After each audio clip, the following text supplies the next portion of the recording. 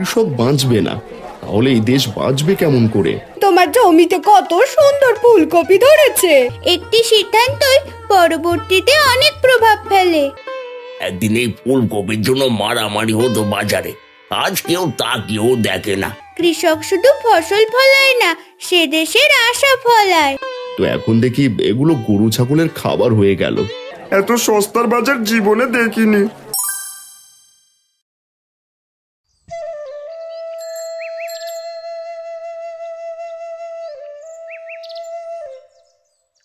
দেখেছো মালতী, মাটি এবারে যেন নিজের বুক খুলে দিয়েছে।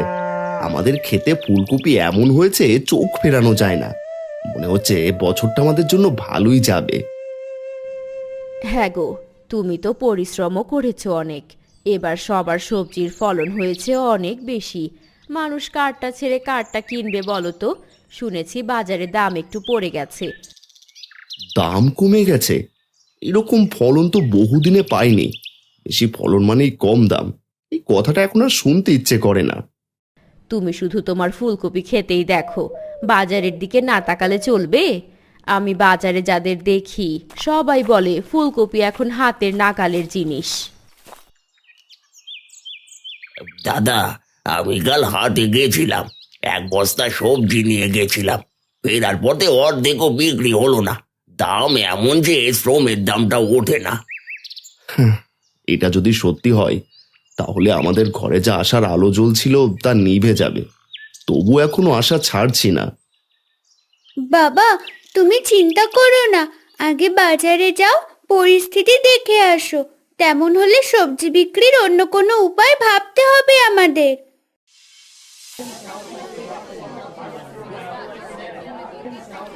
ভাই, এই ফুলকপি কেজি কত? আজ 5 টাকা দরে দিচ্ছি ভাই। গত বছর 50 টাকায় বিক্রি করেছিলাম। আজ হাতের সামনে পড়ে আছে, কেউ কিনতেও চায় না। 5 টাকা? এ তো কৃষকদের ঘামের দামও না। লাভ তো দূরে থাকে, এবার দেখছি খরচের এক কোনো তুলতে পারবো না। আমাদের যে না খেয়ে মরতে হবে। আমি সকাল থেকে দাঁড়িয়ে আছি, সবার দোকানে পাহাড়ের মতো স্তূপ করা সবজি। এত সবজির যোগান যে ক্রেতারা কিনে শেষ করতে পারছে না। কাঠটা ছেড়ে কাঠটা নেবে, এত সস্তার বাজার জীবনে দেখিনি।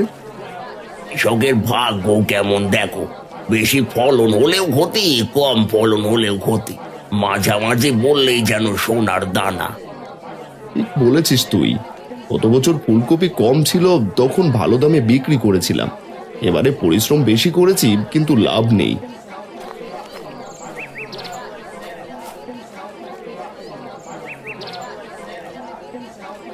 আমি বাজার ঘুরে দেখলাম, কেউই ভালো দামে বিক্রি করতে পারছে না। সবাই বলছে ফলন বেশি, দাম নেই।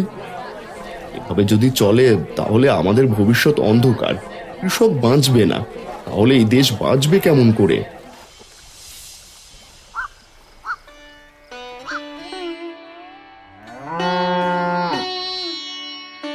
দেখ গোদাই, যেই সবজিটার জন্য আমি কষ্ট করেছিলাম, সেই সবজি এখন গরুর মুখে।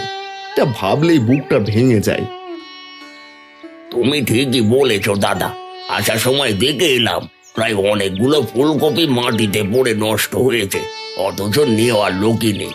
কেউ 1-2 টাকায় ছেড়ে দিচ্ছে। আমি ভেবেছিলাম এই ফুলকপি বিক্রি করে মেয়ের জন্য শীতের পোশাক আনবো, তো এখন দেখি এগুলো গরু ছাগলের খাবার হয়ে গেল। একদিন এই ফুলকপির জন্য মারামারি হতো বাজারে, আজ কেউ তাকিয়েও দেখে না। সময় বদলায়, কিন্তু এত দ্রুত বদলায় কে জানতো। আমি চুপ থাকবো না, আরেকবার চেষ্টা করব। একবার ভাবছি অন্য গ্রামে নিয়ে গিয়ে বিক্রি করি, যেখানে ফলন কম হয়েছে। দেখো দাদা, যা ভালো মনে হয় সেটাই করো, এসব যে আর চোখে সইছে না। ওরা জানিস, আমি অনেকবার দেখেছি এরকম সময় ফলন বেশি হলে দাম পড়ে যায়, কিন্তু এখন যা হচ্ছে তা কৃষকের ধ্বংসের নামান্তর। মোড়ল মশাই, আপনি ঠিকই বলছেন। আমরা এতদিন রোদে পুড়ে পরিশ্রম করলাম, লাভ তো দূরের কথা, বীজের দামও উঠছে না। তুমি ভাবছো অন্য গ্রামে নিয়ে যাবে, ঠিক আছে, কিন্তু ট্রাক ভাড়া, সময়, এসব কেমন করে হবে? আমার হাতে তো টাকাও নেই এখন। হারান্দা, আমি যদি সাহায্য করি আমার দোকানের কিছু পণ্য তোমাদের সঙ্গে পাঠানো যাবে, তাতে খরচ কিছুটা ভাগাভাগি হবে। কথাটা খারাপ না। পরের গ্রামে নাকি এবারে ফুলকপি চাষ কম হয়েছে। যদি সঠিক জায়গায় নিয়ে যাওয়া যায় হয়তো দাম পাওয়া যাবে। আরাম, তুই চেষ্টা কর, অন্যরা না পারলে কি হবে, অন্তত একবার উদ্যোগ নে, আমি তোর সঙ্গে আছি। আপনি আশীর্বাদ দিন মোড়ল মশাই, যদি এই মাটিতে ফলন হয় তবে বিক্রির পথও বের হবেই। চেষ্টা করব যতদিন না লাভ হয়। তুমি সাহসী দাদা, আমরাও আছি পাশে। দেখি সৃষ্টিকর্তা কপালে কি লিখে রেখেছেন।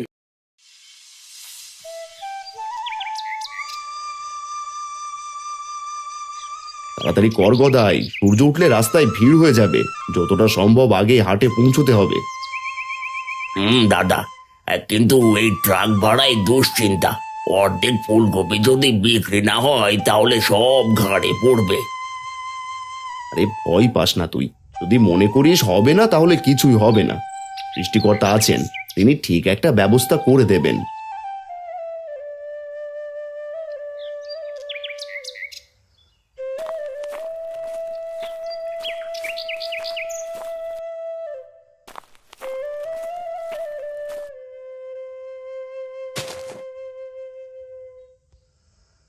তোমরা এত ভরে যাচ্ছ, কিছু খেয়েছো তো?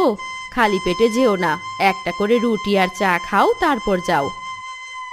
আমি তোমাদের জন্য মাটির হাঁড়িতে ভাতও বেঁধে রেখেছি, পথে খেও, না হলে শরীর কেমন করে টিকবে। ঠিক আছে, তোমরা আশীর্বাদ করো যেন আজকের দিনটা সফল হয়, যেন কিছু টাকা বাড়তি আয় হয়। বাবা, আমি গেলে হবে না? আমি দেখতে চাই বাজারটা, যদি তোমাদের কোনো সাহায্য করতে পারি। না মা, এবার না, পরের বার নিয়ে যাব। দাদা আসো, এই ট্রাক ভরে গেছে, এখন ছেড়ে দেব।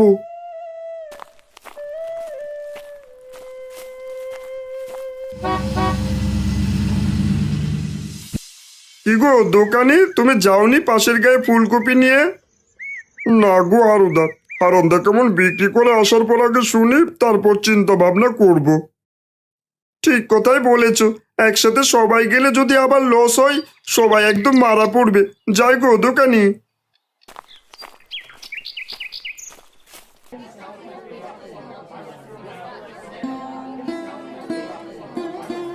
আহা, এখানে তো লোকজন অনেক, মনে হচ্ছে কিছুটা আশার আলো আছে, এখান থেকে কিছু টাকা লাভ করা যেতে পারে। দাম একটু ভালো, তবে এখানে ফুলকপি ভরপুর, বিক্রি হবে কিনা বলা মুশকিল। আমি এখনই বুঝে গেছি, এখানে লোক দাম কমানোর জন্য দৌড়াদৌড়ি শুরু করবে।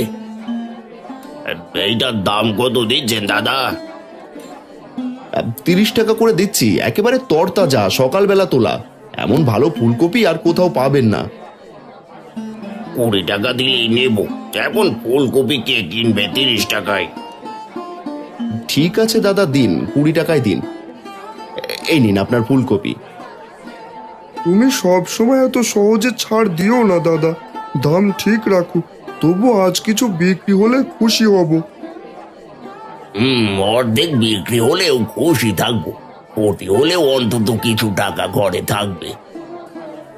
এভাবে সময় কাটতে থাকে। এক সময় গদাইয়ের সবজিগুলো ভালো বিক্রি হলেও হারানের ফুলকপির তেমন বিক্রি নেই, কারণ সে বাজারেও ফুলকপি অনেক আছে।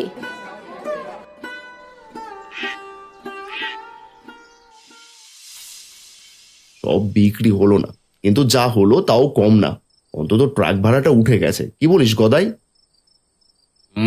আগের থেকে তো ভালোই, অন্তত আমরা পরিশ্রম করে কিছু ফেরত আনতে পারছি।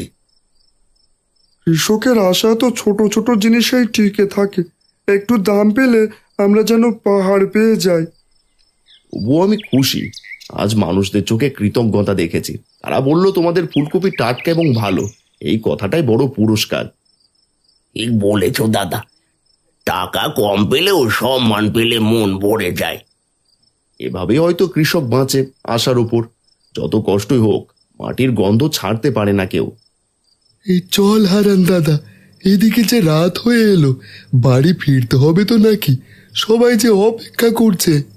ও হ্যাঁ, বাড়ির কথা ভুলে গিয়েছিলাম। ওহে ড্রাইভার ভাই, গাড়ি ঘোরাও।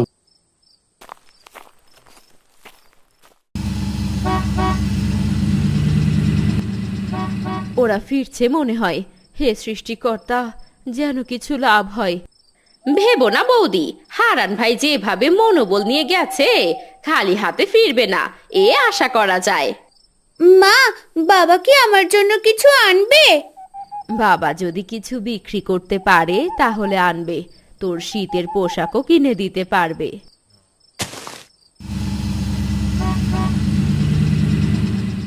মালতী, বাজারটা নতুন জায়গা ছিল, সব বিক্রি হয়নি, কিন্তু কিছুটা লাভ হয়েছে। ট্রাক ভাড়া উঠেছে, আর কিছু টাকা হাতে আছে। সেটাই তো বড় কথা। এতদিন তো লাভের কোনো আশাই ছিল না। যা পেয়েছো তাতেই আমরা খুশি। কোনো রকমে খেয়ে পড়ে বাঁচতে পারলেই হয়।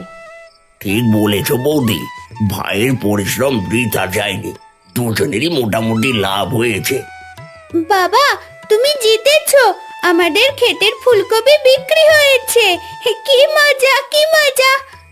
যে তাহারা বড় কথা নয় রে মা, চেষ্টা করাটাই আসল জিনিস। এই যে মহেশ, তোর টাকাটা নে তো দেখি। রাত হয়ে এলো, বাড়ি যা। ধন্যবাদ দাদা। গদাইদা, চলো একসাথে যাওয়া যাক।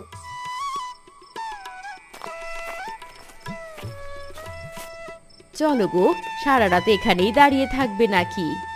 হ্যাঁ চলো, অনেকদিন পর এত কষ্টের পরে দুটো টাকার মুখ দেখেছি। তো খুশি তো থামছেই না, এভাবেই আপাতত চলতে হবে আমাদের।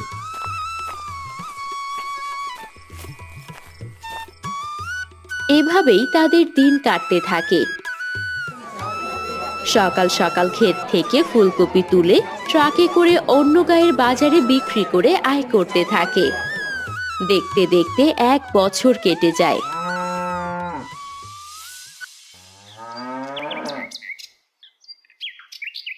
ভাই, তুমি কি আবার ফুলকপি চাষ করছো দাদা? দোকানি বললো তুমি এবারও ফুলকপির বীজ কিনে এনেছো। হ্যাঁ করছি, মাটিকে ফেলে রাখলে সেও রাগ করে, ফলন দেবে না পরে। কিন্তু সবাই তো বলছে এবার ফুলকপির দাম হবে না। আগের বছর তো আমরা ক্ষতি করলাম। আমি তো বাপু এবার বেগুন চাষ করব, আগের বারের বাজার ভালো ছিল। তাই তো সবাই তাই ভাবছে। তোর যেটা ইচ্ছে করো ওইটাই চাষ কর ভাই, বেগুনও চাষের জন্য ভালো। তা আমি আবার ফুলকপি চাষ করব। তবুও ভয় লাগে দাদা, বাবার যদি লোকসান হয় তোমার, তবে কি করবে? ভেবে চিন্তে কাজ করো। ভয়কে ভয় পেলে চাষ হবে না। কৃষক যদি মাঠে না নামে দেশের মানুষ খাবেটা কি বলতো? তোমার যা বলার বলো, আমার বিশ্বাস আছে ওর উপর। ও মাটির গন্ধ বুঝতে জানে। ওদি, তোমার এই ভরসায় দাদাকে সাহস দেয়। দেখি না এবার কি হয়।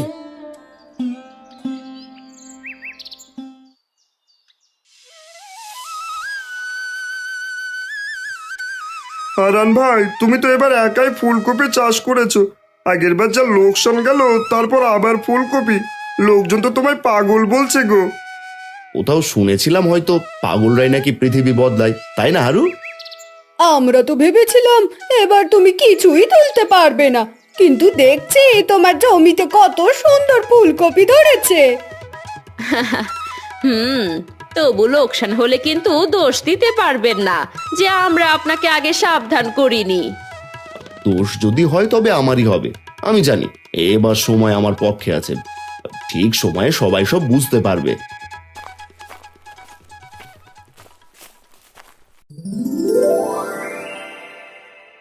দাদা, তোমার ক্ষেতের ফুলকপি দেখছি অনেক বড় হয়ে গেছে। কেন আজ বাজারে দেখে এলাম, কোথাও কোনো ফুলকপি নেই। সব ক্রেতা ফুলকপি চাচ্ছে, কিন্তু কেউ দিতেই পারছে না। আমি জানতাম এমনটাই হবে, যেমনটা আশা করেছিলাম তাই হয়েছে। কাল আমি আমার ক্ষেতের ফুলকপি নিয়ে হাটে যাব। আগের বারের মতো আশা করি অন্য গায়ে যেতে হবে না। তাহলে তুমি ঠিকই ভেবেছিলে গো, এবারে নিশ্চয়ই সৃষ্টিকর্তা তোমার পরিশ্রমের ফল দেবেন। তাই তো দেখছি গো বৌদি। ভাই, এত সুন্দর ফুলকপি অনেকদিন দেখি নাই। কত দাম নিচ্ছেন? 70 টাকা দরে দিচ্ছি। আগের বছরের মতো সস্তা না, কিন্তু এবারেও জিনিসের মান ভালো। ঠিকই বলেছেন, একদম টাটকা। ক্ষেতের গন্ধও আছে, কিন্তু তাই বলে এত দাম? এ তো একেবারে সোনার দাম চাইছেন দাদা। কেন নয়, আগেরবার ফলন অনেক বেশি ছিল, তাই আপনারা কৃষকদের ন্যায্য দাম দেননি, কম দিয়েছেন। সেই মতে এবার আর কোথাও ফুলকপি নেই, তাহলে তো দাম বেশি হবেই, তাই বলে এত বেশি যাচ্ছি না। সেটা ঠিকই বলেছেন। এদিকে গিন্নি ফুলকপি দিয়ে রুই মাছের ঝোল খাবে বলেছে। ফুলকপি ছাড়া আমায় ঘরে ঢুকতে দেবে না। দাও দাও দেখি দাদা, ফুলকপি 2 কেজি দিয়ে দাও। হারান ফুলকপি থলেতে দিয়ে দেয়। এভাবে অনেক ক্রেতার কাছে ফুলকপি বিক্রি করে। তার বিক্রি দেখে বাজারের সকলেই হারানের দিকে তাকিয়ে থাকে। ভাই দেখেছো, মানুষ নিজেই দাম বাড়িয়ে দিচ্ছে। বলেছিলাম না, সময় বদলায়। মাটিকে যদি সম্মান দাও, সেও কষ্টের দাম ফিরিয়ে দেয়, শুধু একটু বুদ্ধি খাটাতে হয়। হারান্দা, খবর শুনলাম তোমার ফুলকপি বিক্রি হচ্ছে দারুণ দামে। হ্যাঁ হারুদা, এবারে পরিশ্রম বৃথা যায়নি। আগের ক্ষতির চেয়ে এবার দ্বিগুণ লাভ হবে মনে হচ্ছে। দাদা, তুমি সত্যি কৃষকের সাহস দেখালে। তুমি ফুলকপি চাষ না করলে আমরা আবার কেউ ফুলকপি খেতেই পারতাম না এবছর। গত বছর তো গরু ছাগলে খেয়েছে। ঠিকই বলেছো গদাই। তা হারান্দা, ফুলকপি তো কয়েকটা পড়ে আছে মাত্র, দাও দেখি, এগুলোই দাও, বাড়িতে নিয়ে যাই।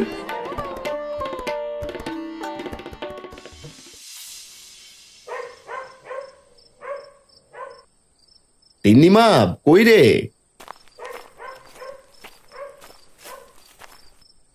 বাবা, আমাদের ক্ষেতের ফুলকপি কেমন বিক্রি হলো? বাবা, এবার কি সত্যি লাভ হয়েছে? হ্যাঁ মা, আগের ক্ষতির চেয়ে এবার 3 গুণ বেশি পেয়েছি। আগের বারের ক্ষতি এবার পুষিয়ে গেছে, আমাদের আর চিন্তা নেই, এবছর ভালোই কাটবে। সৃষ্টিকর্তা মুখ তুলে চেয়েছেন। গতবারের লোকসানের পর আমি একটু ভয়েই ছিলাম, কিন্তু তোমার ওপর আমার আস্থা ছিল। তুমি যা করছো কিছু না কিছু ভেবেই করছো। আমি ভরসা রেখেছিলাম সৃষ্টিকর্তার উপর আর নিজের পরিশ্রমের উপর। সবচেয়ে বড় কথা, যাই চাষ করি না কেন ভেবেচিন্তে সঠিক সিদ্ধান্ত নিতে জানতে হয়, নইলে লোকসানের মুখ দেখতে হয়। ঠিক বলেছো বাবা, মানুষকে অনেক সময় কঠিন পরিস্থিতিতে সঠিক সিদ্ধান্তের উপর নির্ভর করতে হয়, কারণ একটি সিদ্ধান্তই পরবর্তীতে অনেক প্রভাব ফেলে। দেখেছো গো, তার মেয়ে ছোট হলে কি হবে, মাথায় অনেক বুদ্ধি।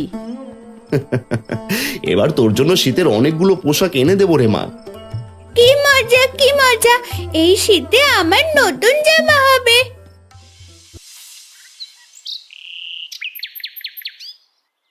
হারান, তোর বুদ্ধিতে গ্রামের মুখ রক্ষা হয়েছে।